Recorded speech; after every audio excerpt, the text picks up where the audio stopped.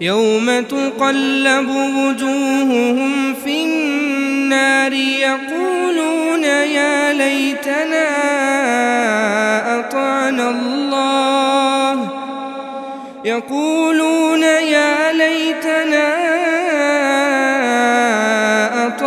الله وأطعنا الرسولا وقالوا ربنا إنا أطعنا سادتنا وكبراءنا. السلام عليكم ورحمة الله وبركاته. إن الحمد لله نحمده ونستعينه ونستغفره ونؤمن به ونتوكل عليه ونعوذ بالله من شرور أنفسنا ومن سيئات أعمالنا. من يهده الله فلا مضل له ومن يضلل فلا هادي له. أشهد أن لا إله إلا الله وحده لا شريك له وأشهد أن محمدا عبده ورسوله. اللهم صل على محمد وعلى آل محمد كما صليت على إبراهيم وعلى آل إبراهيم إنك حميد مجيد. اللهم بارك على محمد وعلى آل محمد كما باركت على إبراهيم وعلى آل إبراهيم إنك حميد مجيد. أما بعد فقد قال الله تعالى في محكم تنزيله العظيم والفرقان المجيد: أعوذ بالله من الشيطان الرجيم. بسم الله الرحمن الرحيم. لقد أنزلنا إليكم كتابا فيه ذكركم أفلا تعقلون. صدق الله العظيم. அன்பிற்குரிய பெரியோர்களே, சகோதரர்களே, வல்ல அல்லாஹ் சிறப்பான மாதமாக ஆக்கிய ரமலானுடைய மாதத்திலே முற்சென்ற பாவங்கள் மன்னிக்கப்படும் என்று நற்செய்தி சொல்லப்பட்ட இரவு தொழுகையை தொழுதவர்களாக அல்லாஹுடைய மார்க்கத்தின் செய்திகளை அறிந்து கொள்ள வேண்டும் என்கிற நல்ல நோக்கத்திலே நாம் எல்லாம் இங்கே ஒன்று கூடி இருக்கிறோம். அல்ஹம்துலில்லாஹ். அன்புமிக்க பெரியோர்களே, சகோதரர்களே, இந்த சபையிலே திருக்குர்ஆனை திறப்போம் அப்படிங்கிற தலைப்பில் பேசப்படும் சொல்லி எல்லாரும் செய்தி பார்த்தீங்களா? எல்லாருமே பார்த்துருப்பீங்க. அதை பார்த்த உடனே உங்களுக்கு என்ன மனசில் தோன்றி இருக்கும்ல? திருக்குர்ஆனை திறப்போம் அப்படின்னு தானே அந்த தலைப்பு. இதை பார்த்த உடனே மனசில் ஒன்று தோணி இருக்கும்ல? ஏதாவது உங்களுக்கு சொல்ல முடியுமா என்ன தோன்றியது அப்படின்னு? இதை பார்த்த உடனே உங்கள் மனசில் தோன்றின ஒரு விஷயம், இந்த தலைப்பை பார்த்த உடனே ஏதோ ஒன்று, நல்லது கெட்டது அதை பற்றி பிரச்சனை இல்லை, எதுனாலும் சொல்லுங்க. எப்படி? ரமலான் மாதம் அப்படிங்கிறனால திருக்குர்ஆன் அதிகமாக ஓதணும் அப்படிங்கிற மாதிரி. ஓகே, வேற இது இல்லாமல் வேற ஏதாவது சிந்தனைக்கு வந்துச்சுங்களா? பெரும்பாலும் அதான் வரும்.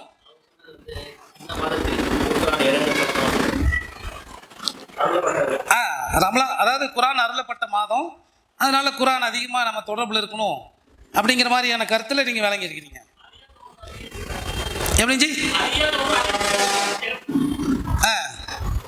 அறியாத ஒன்றை திறப்போம். வெரி குட், கரெக்டாக யோசிச்சிருக்காரு. சரி, பொதுவாக இந்த தலைப்பை நம்ம பார்க்கும்போது பொதுவாக நமக்கு தோன்றுகிற விஷயம், திருக்குர்ஆனை நம்ம ஓதுறதே இல்லை, நம்ம அதிகமாக ஓதணும், அதோட தொடர்பில் அதிகமாக இருக்கணும் அப்படிங்கிறது தான் நம்முடைய கவனத்திற்கு அதிகமாக வரும். அது நியாயமானது கூட, தப்பான விஷயம் அல்ல, நியாயமானது கூட. என்றாலும் கூட இந்த தலைப்பில் நாம் அதை பார்க்க போவது இல்லை, மாறாக இன்னொரு விஷயத்தை பார்க்க போகிறோம். அந்த விஷயத்தை நாம் ஒரு ஹதீஸிலிருந்து ஆரம்பித்தா நல்லா இருக்கும் அப்படின்னு நான் நினைக்கிறேன். என்னன்னு சொன்னால், நபிகள் நாயகம் ஸல்லல்லாஹு அலைஹி வஸல்லம் அவர்கள் ஒரு அன்சாரி தோழருடைய ஜனாசா அடக்கத்துக்கு வந்திருக்கிறாங்க. நபி அவர்கள் வந்திருக்கிறாங்க. இந்த அடக்கம் செய்யப்படுவதற்காக ஜனாசா இறக்கி வச்சுட்டாங்க. இன்னும் குழிக்குள்ளே இறக்கலை. ரசூல்லா உட்கார்ந்துட்டாங்க. ரசூல்லாவை சுற்றி சஹாபாக்களும், ரசூல்லா திடீர்னு உட்கார்ந்த உடனே ரசூல்லா சுற்றி எல்லா சஹாபாக்களும் உட்கார்ந்துட்டாங்க. எந்த அளவுக்கு சொல்கிறாங்கன்னா, எங்கள் மீது பறவைகள் கொத்துமோ என்று நாங்கள் நினைக்கிற அளவுக்கு அப்படியே எல்லாரும் சைலண்ட்டாக பார்த்துட்ருக்குறோம். ரசூலாவை சுற்றி எல்லாரும் அமைதியாக உட்காந்துருக்கிறோம், சைலண்ட்டாக பார்த்துட்டு இருக்கிறோம். ஒரு குச்சி எடுத்தாங்க, ஏதோ கோடு போட்டாங்க, ஏதோ ஒரு யோசனையில் மண்ணில் அப்படியே கோடு கிழிச்சாங்க, என்னென்னமோ பண்ணிவிட்டு அப்புறம் மக்களை பார்த்து சொன்னாங்க, நீங்கள் கபருடைய வேதனை விட்டும் அல்லாஹ் இடத்துல பாதுகாப்பு தேடுங்க, கபருடைய வேதனை விட்டும் அல்லாஹ் இடத்துல பாதுகாப்பு தேடுங்க அப்படின்னு 2 தடவை அல்லது 3 தடவை சொன்னாங்க. சொல்லிட்டு அதுக்கு பிறகு என்ன நடக்கும் அப்படின்னு சொல்கிறத ஒரு நீண்ட செய்தியாக சொல்கிறாங்க. அதில் ஒரு பகுதியை இப்போ நாம் எடுத்துக்க போகிறோம். முழு செய்தி சொல்லலை, ஒரு பகுதி எடுத்துக்க போகிறோம். என்ன அப்படின்னு சொன்னால், இந்த கபரில் நாம் இந்த ஜனாசாவை அடக்கிவிட்டு நாம் செல்லும்போது நாம் நடந்து செல்லுகிற காலடி ஓசையை இந்த ஜனாசாவிற்கு எல்லாம் கேட்க வைப்பான். எல்லா ஜனாசாவும் கேட்கும். நம்ம மௌத்தா போயிட்டா நம்மளை அடக்கம் பண்ணிட்டு போகக்கூடிய அந்த காலடி, நம்முடைய உறவினர்கள், நண்பர்கள், ஊர்க்காரர்கள், ஜமாத்தார்கள் என்று பலவிதமான மனிதர்கள் வந்திருப்பாங்க இல்லையா, அத்துணை பேருடைய காலடி ஓசை மாத்திரம் கேட்கும். அவங்க பேசுறது கேட்காது. இப்போ கபிரஸ்தானில் பயான் பேசுகிறோம், அடக்கம் பண்ணிட்டு அது கேட்காது. எதை கேட்க வைப்பான்? அல்லாஹ் காலடி ஓசையை கேட்க வைப்பான். இப்போ காலடி ஓசை கொஞ்சம் கொஞ்சமாக அடங்குது. இதன் பிறகு 2 மலக்குகள் வருவார்கள் அப்படின்னு நபிகள் நாயகம் ஸல்லல்லாஹு அலைஹி வஸல்லம் சொல்கிறாங்க. வந்து அந்த ஜனாசாவை எழுப்பி இப்போ அதுக்கு உயிர் கொடுத்து அந்த ஆத்மாவிடத்தில் சில கேள்விகளை கேட்பாங்க. 3 கேள்விகள். மன் ரப்புக்க, உன்னுடைய இறைவன் யார்? அது நல்ல ஆத்மாவாக இருந்தால், உலகத்தின் நல்ல மனிதராக வாழ்ந்திருந்தால் ரப்பி அல்லாஹ், என்னுடைய ரப்பு அல்லாஹ். ஒமா தீனுக்க, உன்னுடைய மார்க்கம் தீன் என்ன என்று கேட்கும்போது தீனுல் இஸ்லாம், என்னுடைய மார்க்கம் இஸ்லாம். அப்போ அடுத்ததாக ஒரு கேள்வி கேட்கப்படும், உமக்காக அனுப்பப்பட்ட இந்த மனிதரை பற்றி என்ன நினைக்கிறாய் அப்படின்னு ஒரு உருவத்தை காட்டி கேட்கப்படும் வருது. அல்லது இந்த மனிதரை பற்றி என்ன நினைக்கிறாய்ன்னு சொல்லி கேட்ட உடனே அந்த ஜனாசாவாக இருந்து பதில் சொல்லி கொண்டிருக்கக்கூடிய அவர் சொல்லுவார், இவர் ரசூலுல்லாஹ் ஸல்லல்லாஹு அலைஹி வஸல்லம், இவர் அல்லாஹ்வுடைய தூதர் அப்படின்னு சொல்லி பதில் சொல்லிடுவாங்க. அதாவது 3 கேள்வி கேட்கப்படும், 3 கேள்விக்கும் சரியான பதில் சொல்லிடுவாங்க. இப்போ மலக்குகள் கேட்பாங்க, வமாயுல் புக், இந்த அறிவு உனக்கு எப்படி கிடைத்தது, இந்த இல்மு உனக்கு எப்படி கிடைத்தது, இதுதான் கேள்வி. இப்போ இந்த இல்மை நம்ம பயானில் கேட்டுமா? இந்த அறிவை இது இப்படி ரசூலுல்லாஹ் சொன்னாங்க, கபூரில் இப்படியெல்லாம் கேள்வி வரும் அப்படின்னு நம்ம பயானில் கேட்டோம்ல. ஆனால் அந்த கபூரில் இருக்கக்கூடியவர் எப்படி பதில் சொல்லுவார்னு ரசூலுல்லாஹ் சொல்கிறாங்க. இதுதான் நம்ம கவனிக்க வேண்டிய விஷயம். இதில் கவனிக்க வேண்டிய இன்னொரு விஷயம் என்னென்னா, எந்த ஜமாத்தாக இருக்கட்டும், எந்த மனிதராக இருக்கட்டும், யாராக இருக்கட்டும், கபூரில் போய் வச்ச உடனே நீ எந்த ஜமாத்து, நீ அந்த ஜமாத்தா இந்த ஜமாத்தான்லாம் கேள்வி கேட்க போகிறதில்ல. உன் மார்க்கம் என்ன, உன்னுடைய இறைவன் யார், உன் மார்க்கம் என்ன, உன் நபி யார், இந்த 3 தான் கபூரில் கேட்கப்படும். அந்த 3க்கு சரியாக பதில் சொல்லிட்டா கபூரு ஒரு சூழத்தினுடைய ஒரு பகுதியாக மாற்றப்படும் சொன்னாங்கல்ல. அப்போ இதில் எவ்வளவு முக்கியமான அந்த கேள்வியும் அந்த பதிலும் எவ்வளவு முக்கியங்கிறது நம்ம கவனிக்கணும். இப்போ நாம் பார்க்க போகிறது அதுவும் இல்லை. இதுக்கு பிறகு அந்த மலக்குகள் கேட்குறாங்க, இந்த 3 பதிலையும் சொன்ன பிறகு ஒமாயில் புக், உனக்கு இந்த அறிவு எப்படி கிடைத்தது, இது எப்படி நீ பெற்றுக்கொண்டாய் அப்படின்னு கேட்கும்போது அந்த மனிதர் சொல்லுவாராம், கரத்த கிதாப் அல்லாஹ், நான் அல்லாஹுடைய வேதத்தை படித்தேன், ஃபஆமனத் பிஹி, அந்த வேதத்தை நம்பினேன், வசத்தகத், அந்த வேதத்தை உண்மைப்படுத்தினேன். 3 விஷயம் சொல்கிறாங்க. 3 கேள்வி கேட்டாங்க, 3 கேள்விக்கும் சரியான பதில் சொன்னாங்க. இந்த பதிலை நீ எப்படி தெரிந்து கொண்டாய், இந்த அறிவை எப்படி பெற்றுக்கொண்டாய் அப்படிங்கிறது கேள்வி. அதற்கு அந்த மனிதர் 3 பதிலை சொல்றாரு. ஒரு பதில் கிடையாதுங்க, அது 3 பதில்கள். ஒன்று, நான் குர்ஆனை வாசித்தேன், வேதத்தை வாசித்தேன், படித்தேன். 2வது, அந்த குர்ஆனை இறைவேதம் என்று நான் ஏற்றுக்கொண்டேன். 3வது, அதை உண்மைப்படுத்தினேன். இன்னைக்கு இஸ்லாமிய சமூகத்தில் இந்த ஜனாசாவாக இருந்து இப்படி பதில் சொன்னால் அவங்களுடைய கபரு சொர்க்க சோலையாக மாறும் என்று அல்லாஹ்வுடைய தூதர் சொன்னார்களே, அப்படி அந்த ஜனாசாவாக நாம் இருக்கும்போது இந்த கேள்விகளுக்கு பதில் சொல்லிவிட்டு அந்த பதிலை எப்படி தெரிந்து கொண்டா என்று நம்மிடத்தில் கேட்டால் இந்த 3ஐயும் நாம் சொல்லுகிற தகுதிக்கு உரியவர்களாக ஆகியிருக்கிறோமா? இந்த சமூகத்தின் அனைத்து மனிதர்களும் அப்படி ஆகியிருக்கிறார்களா அப்படிங்கிறதா இப்போ நம்ம சிந்தனைக்கு எடுத்துக்கொள்ள வேண்டிய விஷயம். என்ன அப்படின்னு சொன்னால், இப்போ நாம் குர்ஆனை வாசிக்கிறோம், குர்ஆனை மனப்பாடம் செய்திருக்கிறோம், குர்ஆனை ஓதுகிறோம். அந்த குரானை எந்த அளவுக்குன்னு சொன்னால், அரபியில் மனப்பாடம் செய்திருக்கிற ஹாஃபில்கள் நிறைந்திருக்கிற ஊர் இது. தமிழ்நாட்டில் நான் பார்த்ததில் பேர்ணாம்பேட்டு, அதே போல் தூத்துக்குடி மாவட்ட காயல்பட்டணம், இந்த 2 ஊர்கள்லையுமே ஹாஃபில்கள் நிறைந்திருக்கிற ஊர் அது. ரொம்ப ஆச்சரியமாக, மற்ற ஊர்கள் அப்படி அந்த அளவுக்கு ஹாஃபில்களை பார்க்க முடியாது. அந்த அளவுக்கு குரானை மனப்பாடம் செய்திருக்கக்கூடிய மனிதர்கள் தமிழ்நாடு முழுவதும், இந்தியா முழுவதும், உலகம் முழுவதும் இருக்கிறார்கள். குரானை மனப்பாடம் செய்கிறோம், குரானை வாசிக்கிறோம், அரபி மூலத்தில் வாசிக்கிறோம், அல்லது தமிழாக்கத்தில் வாசிக்கிறோம், அல்லது உருதுவிலே அல்லது ஆங்கிலத்திலே ஏதோ ஒரு மொழியிலே அந்த குரானை ஓதுவதும் அதனுடைய மொழியாக்கத்தை படிப்பதும் என்று அந்த குரானை வாசிக்கிற அந்த பழக்கம் நம்மிடத்தில் இருக்கிறது. இரண்டாவது, அந்த குரானை இறைவேதம் என்று நம்புகிறோமா? நம்புகிறோம். அதில் எந்த பிரச்சனையும் இல்லை. எந்த இடத்திலும் குரானை இறைவேதம் என்பதில் விட்டு தரவே மாட்டோம்.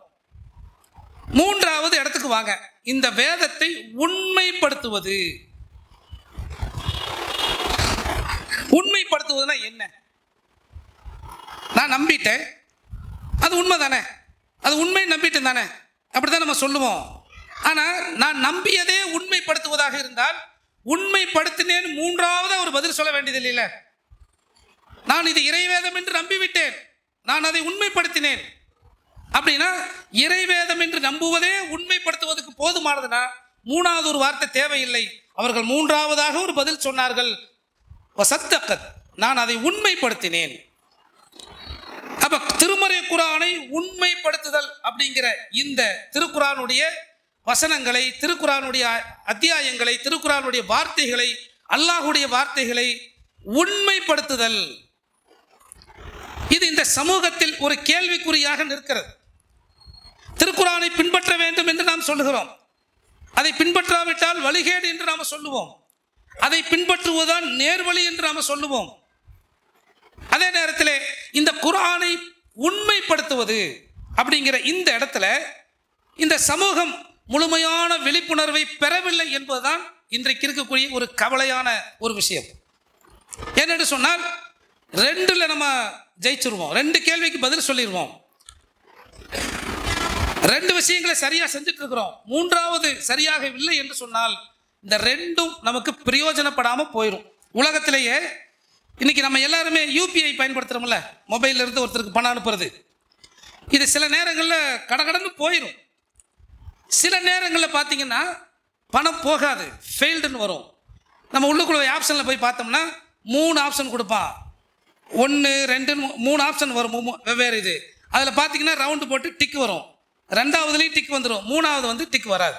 அந்த 3வது ஆப்ஷன் பெண்டிங் ஆயிடுச்சு, பணம் போகலை, ஃபெயில்டு ஆயிடுச்சு அப்படின்னு சொல்லிட்டு அந்த பணம் சில நேரங்களில் நம்மிடந்து போகாது, சில நேரங்கள் நம்மிடமிருந்து போயிருக்கும், சம்மந்தப்பட்டவர் போய் சேராது. அப்புறம் என்ன ஏதுன்னு விசாரித்தோம்னா, இல்லை அவங்களுக்கு போகலை, உங்களுக்கு 24 மணி நேரத்தை பணம் திரும்பி வந்துடும். நான் அனுப்பிய பணம் அவங்களுக்கு போகலை. ஏன் போகலை? அதில் 3 வகையான தொடர் இருக்குது, ஒவ்வொரு 3 வகையான அடுத்தடுத்த நிகழ்வு இருக்கிறது. அதில் அந்த 3ஐயும் கம்ப்ளீட் பண்ணி போனால் தான் பணம் போக சேரும். 3 கம்ப்ளீட் ஆகலை, 2 கம்ப்ளீட் ஆயிடுச்சு, 3வது கம்ப்ளீட் ஆகலை, இப்போ பணம் போகலை. இது உலகத்தில் அந்த பாதிப்பை நம்ம பார்க்குறோம். இன்னைக்கு லேட்டஸ்ட் நம்முடைய நவீன பழக்க வழக்கங்கள் இருக்கக்கூடியது. இப்போ திருக்குரானில் 3 அம்சங்கள், நமக்கும் குரானுக்குமான தொடர்பு 3 வகையான தொடர்பு. ஒன்று, அந்த குரானை படிப்பது, ஓதுவது; 2வது, அதை வேதமாக ஏற்றுக்கொள்வது; 3வது, அதை உண்மைப்படுத்துவது. இந்த உண்மைப்படுத்துவது அப்படிங்கிறதெல்லாம் இந்த சமூகம் மிக பெரும் கேள்விக்குறியாக நிற்கிறது. அது எப்படிங்க உண்மைப்படுத்துவது? அந்த குரானை உண்மைப்படுத்துகிற அந்த நிகழ்வுக்கு பேர் என்ன அப்படின்னு சொன்னா, இந்த குரானை உளமாற ஏற்று யார் பின்பற்றுகிறார்களோ அதுதான் உண்மைப்படுத்துறது. குரானை படிக்கிறோம், வாசிக்கிறோம், குரானுடைய செய்திகளை கேட்குறோம், இதன் மூலம் நம்ம திருப்தி அடைஞ்சோன்னு வைங்க, நம்ம 2 கேட்டகரியில் இருக்கிறோம், 3வதுக்கு வரல. குரானை ஓதுறது, அதை உண்மைன்னு நம்புறது, அந்த செய்திகளை கேட்கறது, இதெல்லாம் அந்த 2க்குள்ளே வந்துடும். 3வது, நாம் எந்த குரானை வாசித்தோமோ படித்தோமோ அதை சிந்தித்து நம் வாழ்வில் அந்த வசனங்களை உண்மைப்படுத்தினால், நடைமுறைப்படுத்தினால் நாம் அந்த வசனத்தை உண்மைப்படுத்தி இருக்கிறோம் என்று அர்த்தம்.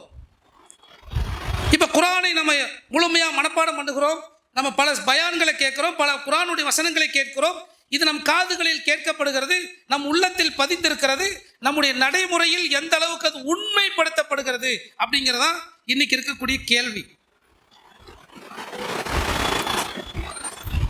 அப்ப அதை உண்மைப்படுத்துவதற்கு, அதை நம்முடைய வாழ்வில் நடைமுறைப்படுத்துவதற்கு என்ன செய்யணும்? இப்ப குர்ஆனை பின்பற்றணுங்கிறது எல்லாரும் ஏற்றுக்கொள்கிறோம், பின்பற்றப்பட வேண்டிய வேதம் என்பதை எல்லோரும் ஏற்றுக்கொள்கிறோம். ஆனால் அதை எப்படி பின்பற்ற ஆரம்பிக்கணும், அதை எப்படி பின்பற்ற வேண்டும், இந்த செய்திக்குள்ள நாம அதிகமா போகல. பாருங்க, 2வது அத்தியாயத்தில் அல்லாஹ் சொல்றான், பனு இஸ்ராயலை பத்தி பேசுறான். பனு இஸ்ராயலை பத்தி அதிகமா பேசக்கூடிய அத்தியாயம் 2வது அத்தியாயத்தில் நிறைய வரும். பார்த்தீங்கன்னா அதுல எப்படி அல்லாஹ் பேசுகிறான்னு சொன்னா, உங்களிடத்துல கடுமையான உடன்படிக்கை எடுத்தோம். எப்படிப்பட்ட உடன்படிக்கைனா, ஃபௌகக்கும் தூர், தூருங்கிற ஒரு பெரும் மலையை தலைக்கு மேலே அல்லாஹ் உயர்த்திட்டானா. அல்லாஹ் குர்ஆன்ல சொல்றான், தலைக்கு மேலே உயர்த்தி அது மேகங்களை போல தலைக்கு மேலே நின்று கொண்டிருக்கும் போது இந்த பனு இஸ்ராயல் மக்கள்கிட்ட அல்லாஹ் ஒரு கடுமையான உடன்படிக்கை எடுத்தேன் என்று அல்லாஹ் சொல்லுகிறார். இது எதுக்காகனா, அவங்க அவ்வளவு அக்கிரமம் பண்ணாங்க. அல்லாஹ்வுடைய அத்தாட்சிகளை நேரில் கண்ட பிறகும் அவ்வளவு அக்கிரமம் பண்ணாங்க. அப்படி அக்கிரமம் செய்த அந்த மக்களிடத்துல பயமுறுத்தி எச்சரிக்கை செய்து ஒரு உடன்படிக்கை எடுக்கணும். இனிமே ஒழுங்கா இருப்பியா, இனிமே பொய் பேசக்கூடாது, இனிமே ஃப்ராட் பண்ணக்கூடாது, உபச்சாரம் பண்ணக்கூடாது, அல்லாஹ்வுக்கு இணை வைக்கக்கூடாது. இப்படி அல்லாஹ் மலையை உயர்த்தி அந்த மக்கள்கிட்ட அவர்கள் செய்த தவறுகளை எல்லாம் சொல்லி, இதையெல்லாம் செய்யக்கூடாது, இதையெல்லாம் செய்யக்கூடாது, இப்படித்தானே உடன்படிக்கை எடுத்திருக்கணும். அதானே சரியா இருந்திருக்கும். ஒரு ஆளு தப்புக்கு மேல தப்பு செஞ்சுக்கிட்டே இருக்கிறான், ஒரு நேரம் வசமா நம்ம கிட்ட மாட்டிக்கிட்டான். இப்ப என்ன செய்வோம்? போய் பேசுவியா, திருடுவியா, அங்க போவியா, இங்க அவன் செஞ்ச எல்லாத்தையும் சொல்லி சொல்லி அடிப்போம்ல. அவன் இனிமே செய்ய மாட்டேன், இனிமே செய்ய மாட்டேன்னு சொல்லுவான். ஒருத்தனை திருத்தருக்கு அவன் செய்த எல்லா தவறுகளையும் சுட்டி காட்டி, நீ செய்யக்கூடாது செய்யக்கூடாதுன்னு, நான் செய்ய மாட்டேன் செய்ய மாட்டேமா சிக்கிட்டான் அவன். இப்ப பனு இஸ்ராயல் அவ்வளவு அக்கிரமம் பண்ணியிருக்கான். அவனிடத்துல உடன்படிக்கை சாதாரண உடன்படிக்கை இல்ல, ஒரு மிரட்டலான உடன்படிக்கை. அது அந்த மலை தலைக்கு மேல உயர்த்தப்பட்டு வானத்திலே மேகத்தை போல மிதந்து கொண்டிருக்கிறது. கீழே விழுந்தா சட்னி ஆயிரும் கூட சொல்ல முடியாது, ஒண்ணுமே இல்லை. அப்படி ஒரு அச்சத்தை ஏற்படுத்தி என்ன அல்லாஹ் கேட்கிறான் பாருங்க, ஹுதூமா ஆத்தைனாக்கும் பி குவ்வா, உங்களுக்கு கொடுக்கப்பட்ட வேதத்தை பற்றி பிடித்துக் கொள்ளுங்கள். உடன்படிக்கை என்ன? வேதத்தை பற்றி பிடித்துக் கொள்ளுங்கள். அதோட நிப்பாட்டல, வதுகுரு மா ஃபீஹா லஅல்லக்கும் தத்தகூன், அதில் இருப்பதை நீங்கள் சிந்திக்க வேண்டும், இறையச்சம் உடையவர் ஆகுவதற்காக. உடன்படிக்கை என்னங்க? பொய் சொல்லக்கூடாதுன்னு, விபச்சாரம் பண்ணக்கூடாதுன்னு, இணை வைக்கக்கூடாதுன்னு இப்படி உடன்படிக்கை எடுக்கலையா? எடுக்கப்பட்ட உடன்படிக்கை என்ன? அது எப்பேற்பட்ட சூழ்நிலையில் எடுக்கப்பட்ட உடன்படிக்கை? கடுமையான மிரட்டலான ஒரு இடத்தில் எடுக்கப்பட்ட உடன்படிக்கை. என்ன சொன்னாலும் கேட்கிறோம் அப்படின்னு பணிந்து விழுந்திருக்கிற, பயந்து நடுங்குகிற அந்த சூழ்நிலையில் எடுக்கப்பட்ட உடன்படிக்கை. வேதத்தை பற்றி பிடி, அதில் இருப்பதை சிந்திக்க வேண்டும், நீ இறையச்சம் உடையவனாக ஆக வேண்டும். இதுதான் உடன்படிக்கை. அப்ப யோசிச்சு பாருங்க, வேதத்தை பற்றி பிடிப்பதும் அந்த வேதத்தை சிந்திப்பதும் எவ்வளவு முக்கியம். வெறும் வேதத்தை பற்றி பிடிப்பது முக்கியம் அல்ல, அதோடு சேர்த்து அதனை சிந்திப்பது முக்கியம். இது பனு இஸ்ராயலுக்கு அல்லாஹ் சொல்லிட்டானா? இப்ப நபிகள் நாயகம் ஸல்லல்லாஹு அலைஹி வஸல்லம் அவங்களுக்கு வாங்க, வமா அர்ஸல்னா மின் கப்லிக இல்லா ரிஜாலன் நூஹிய இலைஹிம், உமக்கு முன்னால் அனுப்பப்பட்ட எல்லா தூதர்களும் ஆண்களாகவே அனுப்பப்பட்டார்கள். ஃபஸ்அலு அஹ்ல ذிக்ரி இன் குன்தும் லா தஅலமூன் பில் பையினாத்தி வஸ்ஸுபுர், அவர்களுக்கு தெளிவான அத்தாட்சிகளும் ஏடுகளும் வழங்கப்பட்டிருந்தன, நீங்கள் அறியாதிருந்தால் அறிவுடையோரிடம் அதை பற்றி கேட்டு பாருங்கள், விசாரித்து பாருங்கள் அப்படின்னு நல்லா சொல்லிட்டான். இதை சொல்லி முடிச்சுட்டு, வலக்கத் அன்ஸல்னா இலைக்க ذிக்ர லித்துபய்யின லின்னாஸ், நபிகள் நாயகத்தை நோக்கி அல்லாஹ் பேசுகிறான், நபியே உமக்கு இந்த திக்ரை இறக்கி இருக்கிறோம், குர்ஆனை இறக்கி இருக்கிறோம். லித்துபய்யின லின்னாஸ், இந்த குர்ஆனை மக்களுக்கு கொண்டு போய் சேர்த்து அதை நீர் மக்களுக்கு விளக்கி சொல்ல வேண்டும். இது நபி அவர்களுடைய பணி. இதை சொல்லிட்டான். இப்ப குர்ஆனை நபிகள் நாயகம் ஸல்லல்லாஹு அலைஹி வஸல்லம் அவர்கள் அல்லாஹ்விடமிருந்து பெற்றுக்கொண்டு அதை நமக்கு ஓதி காண்பித்து அதுக்கு விளக்கம் சொல்லிவிட்டார்கள். இப்ப நாம் என்னங்க செய்யணும்?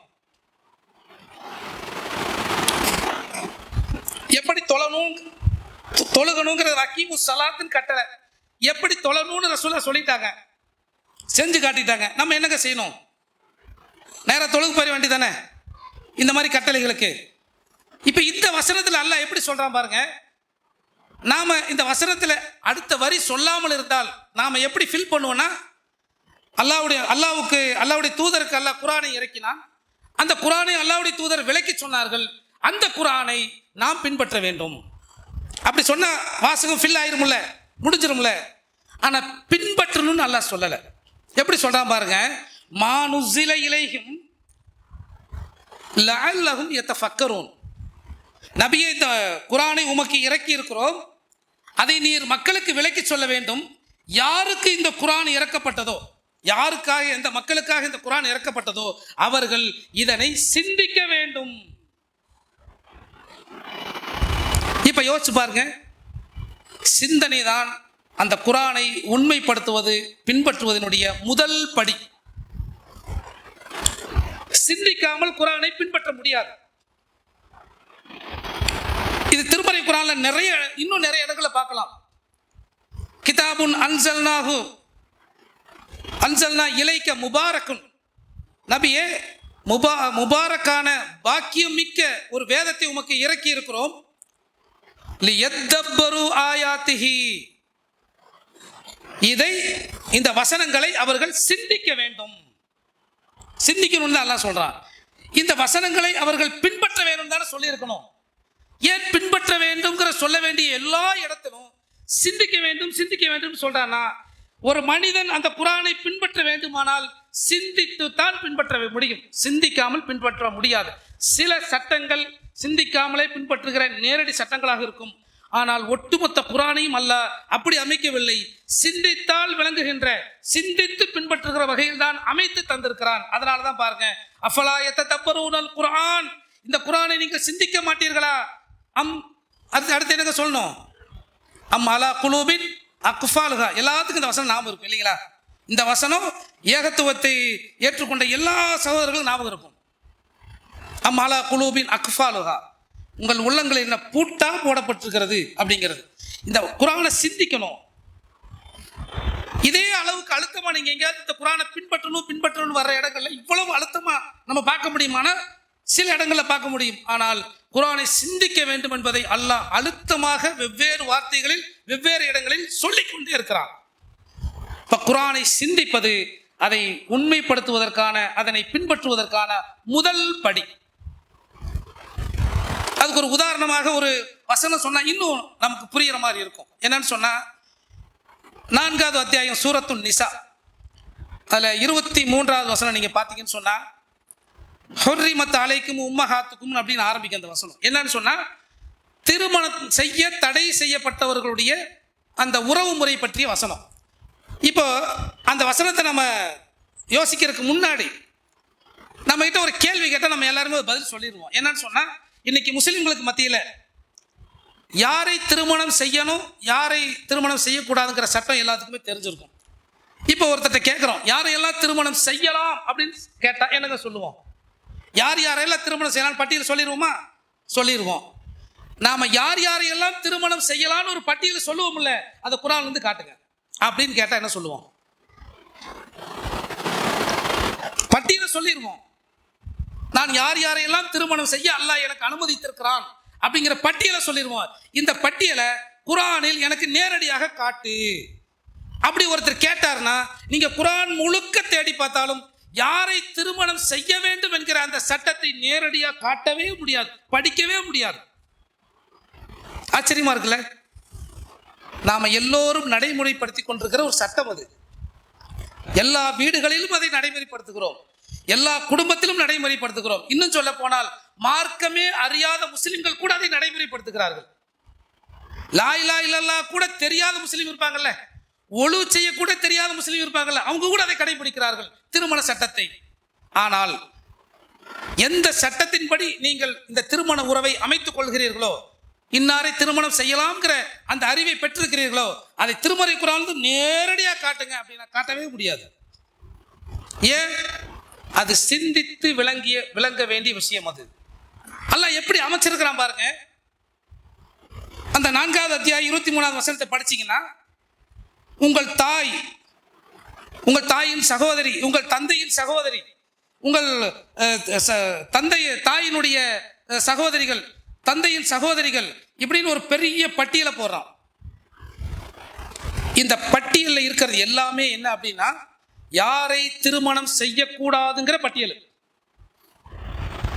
அந்த வசனமே எப்படி வரும்னா நெகட்டிவா வரும். யாரை திருமணம் செய்யக்கூடாது, உங்களுக்கு பாலூட்டிய அன்னையர், அந்த பாலூட்டிய அன்னைக்கு பிறந்த பால்குடி சகோதரிகள், நீங்கள் திருமணம் செய்த அந்த பெண்ணுக்கு இதற்கு முன்னால் திருமணத்தின் மூலம் பிறந்த அந்த பெண்கள், அவங்களுக்கு நீங்க திருமணம் செய்யக்கூடாது. ஒருவேளை நீங்கள் திருமணம் செய்த பெண்ணோடு இல்லறம் நடத்தவில்லை, அதே நிலையில தலாக் போட்டுட்டீங்கன்னா அந்த பெண்ணை நீங்க திருமணம் செஞ்சுக்கலாம் என்று அந்த வசனத்தை அல்லாஹ் அவ்வளவு தெளிவாக யாரையெல்லாம் திருமணம் செய்யக்கூடாதுங்கிறத தெளிவான பட்டியல் சொல்றான். ஆனா யாரை திருமணம் செய்யணுங்கிற பட்டியலை சொல்லல.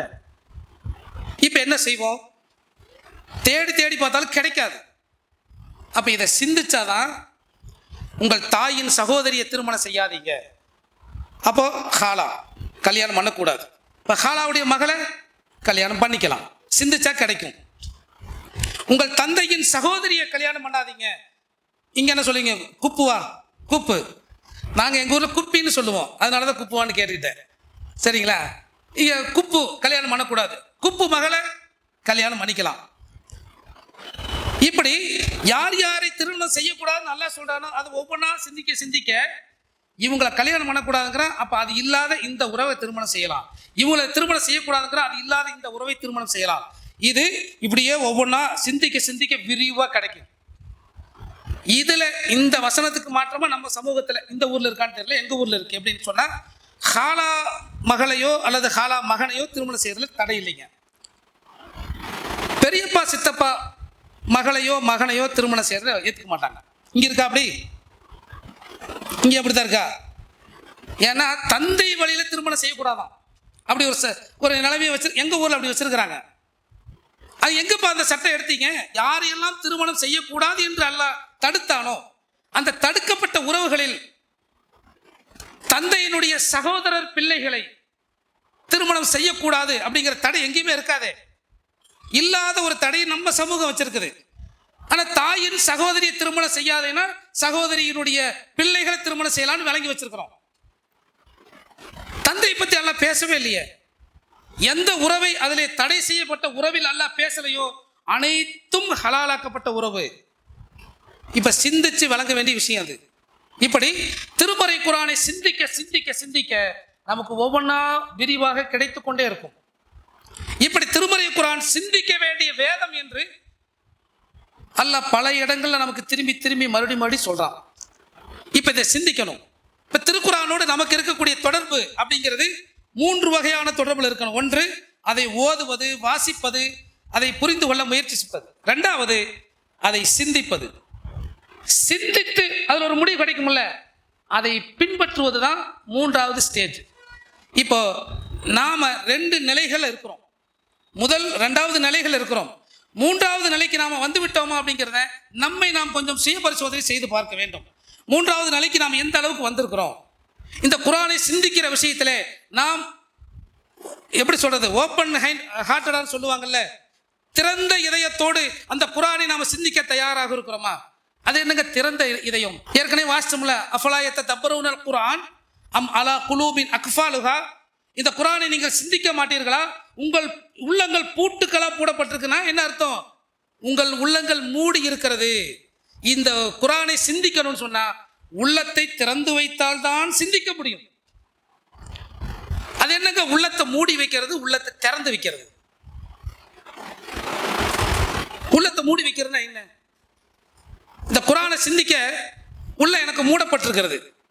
நான் ஏன் சிந்திக்க மாட்டேங்கிறேன்னா, உள்ளம் எனக்கு ஓப்பனா இல்லை, என்னுடைய சிந்தனை ஓப்பனாக இல்லை, என்னுடைய உள்ளம் ஓப்பனாக இல்லை. இந்த ஓப்பனா இல்லை, மூடி இருக்குது அப்படிங்கிறது எப்படிங்க கண்டுபிடிக்கிறது? இந்த கதவுக்கு பூட்டு போட்டா பூட்டு போட்டிருக்குன்னு தெரியுது.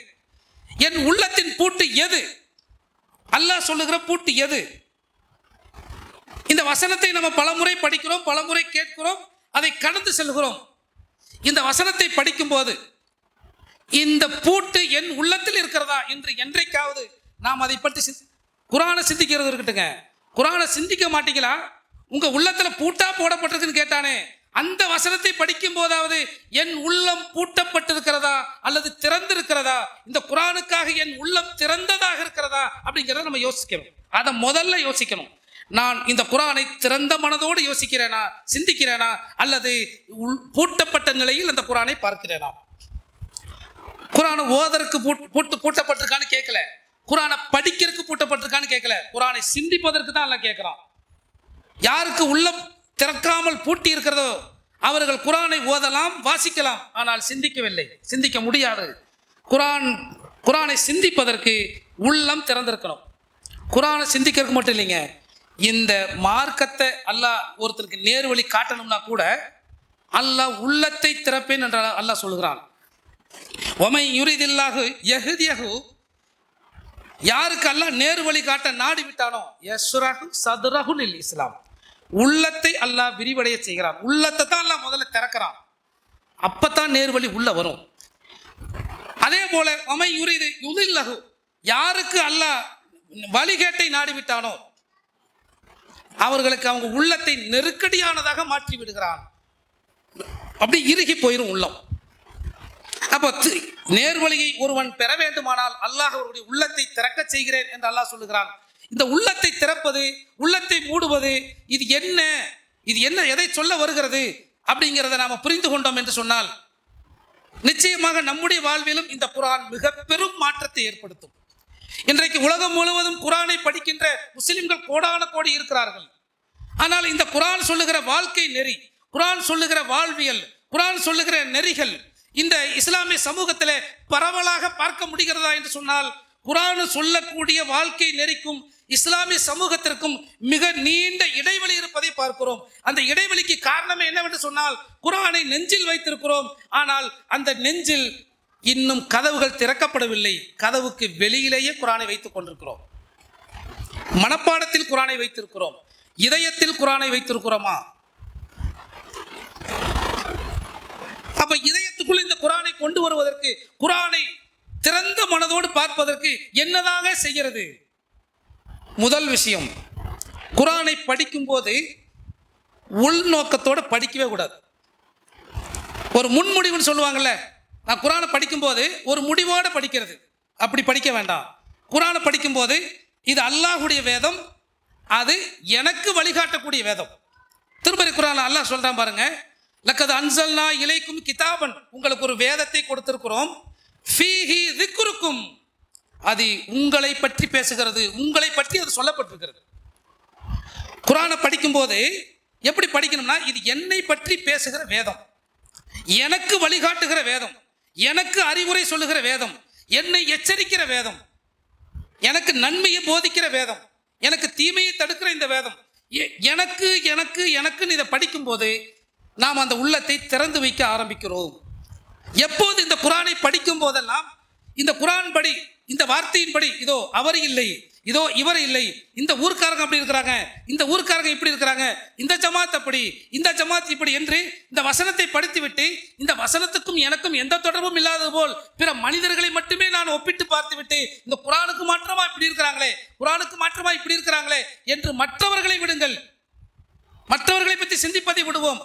என்னை நான் அதில் யோசிக்க வேண்டும், என்னை பற்றி யோசிக்க வேண்டும். இது என்னை பற்றி அல்லவா பேசுகிறது. அந்த குரானை நான் எப்படி, இந்த குரானுக்கும் எனக்குமான தொடர்பை எப்படி நான் அமைத்துக் கொள்வது அப்படிங்கிற இந்த விஷயத்தை யோசித்து பார்த்தோம் என்று சொன்னால், திறந்த மனதோடு அதை யோசிக்க ஆரம்பித்தோம் என்று சொன்னால், அந்த குரான் என்னோடு பேசுகிறது, குரான் எனக்கு வழிகாட்டுகிறது, அதற்குத்தான் அல்லாஹ் எனக்கு கொடுத்திருக்கிறான் என்று குரானை நம்ம பார்க்கறதை எப்படி பார்க்கணும்னா, அல்லாஹ்வுடைய வேதம், அதோடு அது எனக்கு வழிகாட்டுகிறது, அது என்னோடு பேசுகிறது என்று அந்த வேதத்தை படிக்கும் போது, அதை சிந்திக்கும் போது, அந்த சிந்தனையோடு படிக்க ஆரம்பித்தோம்னு சொன்னால் அந்த குரான் நம்மோடு பேசும், நமக்கு வழிகாட்டும். ஒவ்வொரு மனிதனுக்கும் அது வழிகாட்டும். உங்களுக்கு ஒரு வழியை காட்டும், எனக்கு ஒரு வழியை காட்டும், எல்லோருக்கும் பொதுவான வழி ஒன்று இருக்கிறது. என் பிரச்சனைக்கு குரான் வழிகாட்டணும்னா உங்க பிரச்சனை என் பிரச்சனை ஒண்ணா? இங்க இருக்கிற அனைவருடைய பிரச்சனையும் ஒண்ணா? எல்லோருக்கும் ஒரே பிரச்சனை இருக்காது அல்லவா? எல்லோருக்கும் குரான் வழிகாட்டும். எப்படிங்க? குரானை சிந்திக்கணும். குரானை திறந்த மனதோடு சிந்தித்தால் உங்கள் பிரச்சனைக்கு அது வழிகாட்டுகிறது, என் பிரச்சனைக்கு வழிகாட்டுகிறது, அவர் பிரச்சனைக்கு வழிகாட்டுகிறது, அத்துணை பேருக்கும் அந்த குர்ஆன் வழிகாட்டுகிறது. ஒவ்வொருவருடைய பிரச்சனையும் வெவ்வேறு, ஆனா வசனங்கள் ஒன்றுதான், வழிகாட்டுதல் வேற. அல்லாஹ் தருவான். இப்படி அந்த சிந்தனையோடு திறந்த மனதோடு குர்ஆனை படிக்க ஆரம்பித்தால் அது நம்முடைய வாழ்வில் வெளிப்பட ஆரம்பிக்கும். நம்ம நிறைய பயான்களை கேட்கிறோம். சஹாபாக்கள், சஹாபிய பெண்கள் இந்த குர்ஆனை திறந்த மனதோடு பார்த்தார்கள். நம்ம அந்த பயான்ல ஹதீஸ்ல கேட்டிருப்போம். இந்த சம்பவம் ஏன் நடந்துச்சு அப்படிங்கிற அந்த பின்னணியை நம்ம யோசிக்கல. இப்ப அதே சம்பவத்தை நான் உங்களுக்கு ரிப்பீட் சொல்றேன். இப்ப அதை யோசிச்சு பாருங்க. லன் தனாலுல் பிர்ர ஹத்தா துன்ஃபிகு மிம்மா துஹிப்பூன், எல்லோருக்கும் மனப்பாடம் இருக்கிற வசனம். வமா துன்ஃபிகு மின் ஷைஇன் ஃபஇன்னல்லாஹ பிஹி அலீம், நீங்கள் நேசிக்கிற பொருளை தர்மம் செய்யாதவரை நன்மை அடைய முடியாது. நீங்கள் எதை செலவு செய்கிறீர்கள் என்பதை அல்லாஹ் அறிந்தவனாக இருக்கிறான். இந்த வசனம் இறங்குது. இந்த வசனம் இன்னைக்கு வரைக்கும் நமக்கு இருக்குது, மனப்பாடம் இருக்கிறது. ஆனால் ஒரு நபித்தோழர் இந்த வசனம் இறங்கிய உடனே என்ன செய்தார்? நான் நேசிக்கிற பைருஹா என்கிற தோட்டம் இருக்கிறதே, இதை கொடுக்காமல் நான் எப்படி நன்மை அடைய முடியும் என்று அவர் அந்த தோட்டத்தை கொண்டு வந்து தர்மமாக அல்லாஹ்வுடைய பாதையில் அர்ப்பணித்தார். அல்லாஹ்வுடைய தூதர்கிட்ட வந்து சொல்றாங்க, அல்லாஹ்வுடைய தூதரே, அல்லாஹ் இப்படி ஒரு வசனத்தை இறக்கிட்டான், நான் எனக்கு பிடித்தமான தோட்டம். ஏன் அவருக்கு நிறைய செல்வம் இருந்தாலும் அந்த தோட்டத்தில் அல்லாஹ்வுடைய தூதர் ஓய்வெடுப்பார்கள். அந்த தண்ணீர் சுவையான தண்ணீர் என்று பல காரணங்களால் அவருக்கு அது பிடித்தமானது, ரொம்ப பிரியமானது. இந்த வசனத்தை கேட்ட மாத்திரத்திலே அதை கொண்டு வந்து அல்லாஹ்வுடைய தூதர் இடத்திலே ஒப்படைக்கிறார்கள். நல்ல செல்வமாயிற்று என்று அல்லாஹ்வுடைய தூதர் சொல்லிட்டு, உங்களுடைய உறவினர்களை, ஏழைகள் இருப்பாங்களே, அவங்களுக்கு இந்த சொத்தை பிரிச்சு கொடுங்கன்னு சொன்னாங்க. அவர் தர்மம் செய்ய வந்தாரு, செய்யாதேன்னு சொல்லல. யாருக்கோ இல்லை, உன் சொந்தக்காரங்களுக்கு, ஏழைகள் இருப்பாங்களா, அவங்களுக்கு பிரிச்சு கொடுங்கன்னு சொல்லி அவர் அந்த தோட்டத்தை தன்னுடைய உறவினர்களுக்கு பங்கு வைத்து கொடுத்தார்.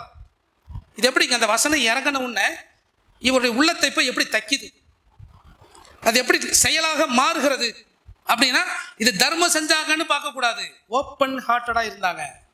அந்த குர்ஆன் எதை சொன்னாலும் அதை உள்வாங்கி கொள்ளக்கூடிய ஓப்பன் ஹார்ட். அவங்களுக்கு ஒரு இதெல்லாம் அப்படி இல்லப்பா, இது இப்படி இல்லப்பா என்று விளக்கம் சொல்லி கொண்டிருக்கவில்லை. ரசூலுல்லாஹ் ஏத்துக்கிட்டாங்களே, இவர் இந்த வசனத்தை விளங்கித்தானே கொண்டு வந்தாரு, அந்த விளக்கம் சரின்னு ரசூலுல்லாஹ் ஏத்துக்கிட்டாங்களே. இல்லப்பா நீ விளங்கினது தப்பு, இப்படி எல்லாம் கொடுக்க வேண்டியதில்லை. இன்னைக்கு இந்த வசனம் எத்துணை முறை பயான்கள்ல சொல்லப்படுகிறது. வழக்கமா 50 ரூபா போடுறோம்னா இந்த பயானை கேட்டா 100 ரூபா போடுவோம். நடக்குமா? அவர் தோட்டத்தையே கொடுத்தாருப்பா, நம்ம 50 ரூபாய் சேர்த்து கொடுப்போம், அவ்வளவுதான். அந்த வசனம் ஏற்படுத்துகிற தாக்கம் அவ்வளவுதான். ஏன் இறுகி கிடக்கிறது? நீ நேசிக்கும் பொருளை தர்மம் செய். நீ எதை உயிருக்கு உயிராய், எதை ரொம்ப நேசிக்கிறாய் உலகத்துல, அந்த பொருளை தர்மம் செய். இப்படின்னா நம்ம மண்டையை குடையணும். எதை நான் நேசிக்கிறேன், எது எனக்கு பிரியமானது, எதை நான் தர்மம் செய்யறதுன்னு மண்டைக்குள்ள என்னைக்காவது நமக்குள்ள அப்படியே ஒரு பெரிய குடைச்சலை ஏற்படுத்தியிருக்கா? பிசினஸ்ல ஒரு 10 லட்ச ரூபா லாஸ்னா நைட்டெல்லாம் தூக்கம் வராது, மண்டையை குடையும். 10 லட்ச ரூபா லாஸ்னா தப்பில்லை. ஆனா நீ நேசிக்கும் பொருளிலிருந்து தர்மம் செய்யாதவரை நன்மை அடைய முடியாது என்றால் அது நம்ம உள்ளத்தை தைத்து மண்டையை போட்டு அப்படியே அரிக்குமா? 50 ரூபா சேர்த்து போட்டோம்ல, சரியா போச்சு, கடந்து போகிறோம். ஆனால் அந்த தோழருக்கு அது 50 ரூபா 100 ரூபா மேட்ரு இல்லை, நான் நேசிக்கிற பொருளை அப்படியே தர்மம் செய்யணும். ஓப்பன் ஹார்ட்டடா இருந்தாங்க. ஆச்சரியமா இருக்கு. இதே போல பாருங்க, இது நன்மை செய்யறது, தீமையிலிருந்து விடுபடுறது. நீங்க மதுவை ஹராம் என்று சொல்லுகிற வசனம் குர்ஆன்ல எங்கேயாவது இருக்குங்களா?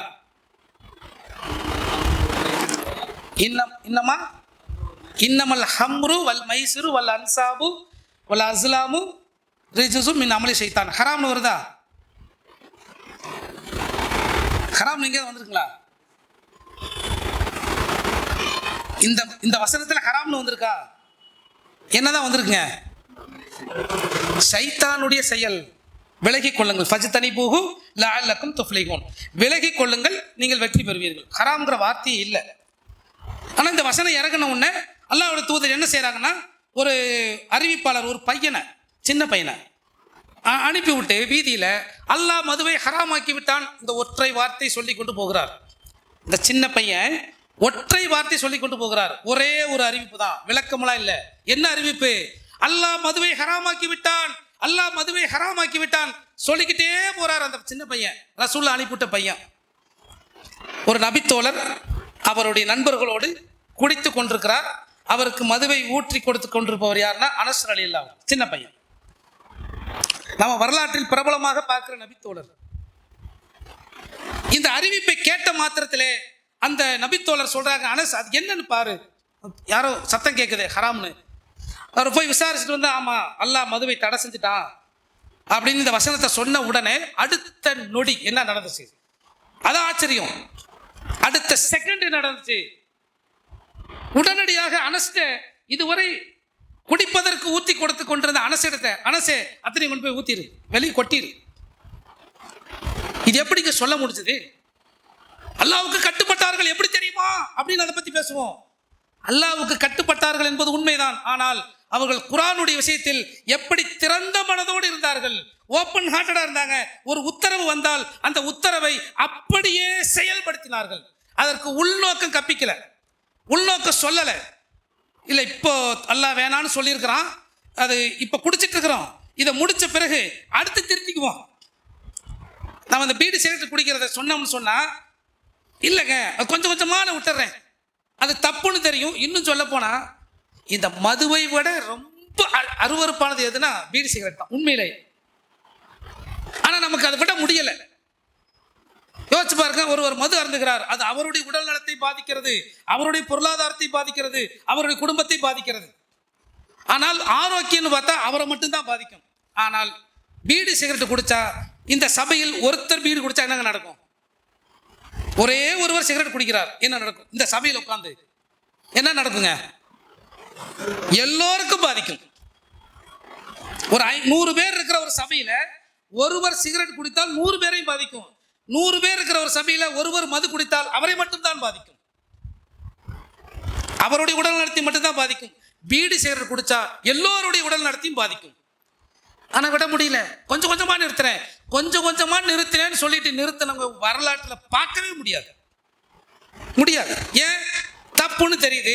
உங்கள் கைகளால் வலா துல்கு பி ஐதீக்கும் இல தஹ்லுகா, உங்கள் கைகளை நாசத்தில் பால் போடாதீர்கள், உங்க கையால உங்களுக்கு நாசத்தை தேடாதீர்கள் என்று அல்லாஹ் சொல்லுகிறானே. என் கைகளால் எனக்கே நான் கொல்லிக்கட்டை வைத்துக் கொள்கிறேனே, நாசத்தை ஏற்படுத்திக் கொள்கிறேனே. இருக்குதுங்க, கொஞ்சம் கொஞ்சமா திருத்திக்கிறேன். ஓப்பன் ஹார்ட்டடா இல்லை.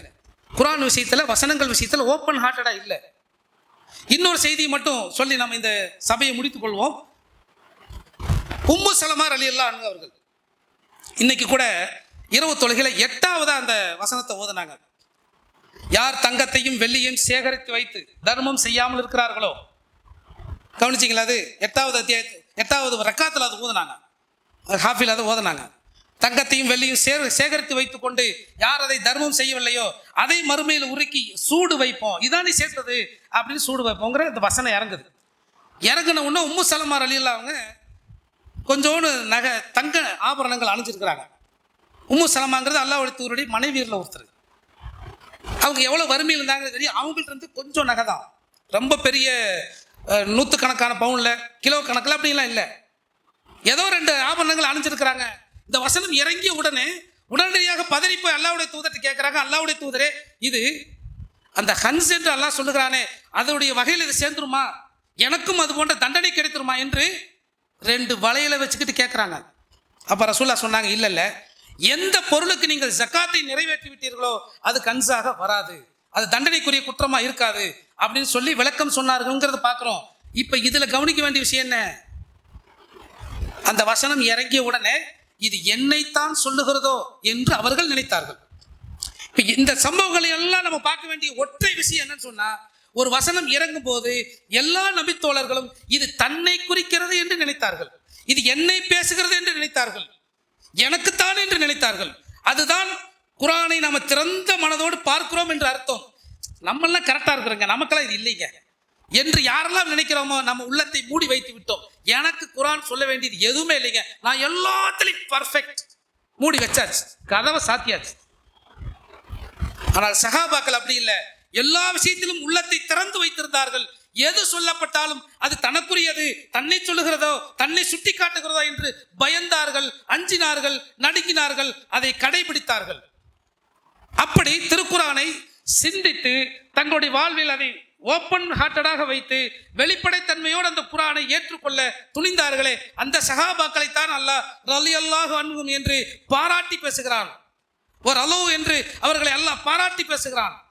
அவங்க அல்லாஹ்வை ஏற்றுக்கொண்டார்கள், அல்லாஹ்வை பொருந்தி கொண்டார்கள், அவர்களை அல்லாஹும் பொருந்தி கொண்டான் என்று அல்லாஹ் பொருந்தி கொள்கிற கூட்டமாக அவர்கள் இருப்பதற்கு என்ன காரணம்? இந்த குர்ஆனை அவர்கள் வெளிப்படையாக ஏற்றுக்கொண்டார்கள். இப்போ இந்த குர்ஆனை வெளிப்படையாக ஏற்றுக்கொள்கிறதற்கு நமக்கு தேவை அந்த குர்ஆனை சிந்திக்க வேண்டும். குர்ஆனை சிந்திப்பதுதான் அதை வெளிப்படையாக ஏற்றுக்கொள்வதற்கான முதல் படி அப்படிங்கிறத நாம் இந்த சபையின் வாயிலாக அறிந்து கொண்டோம்.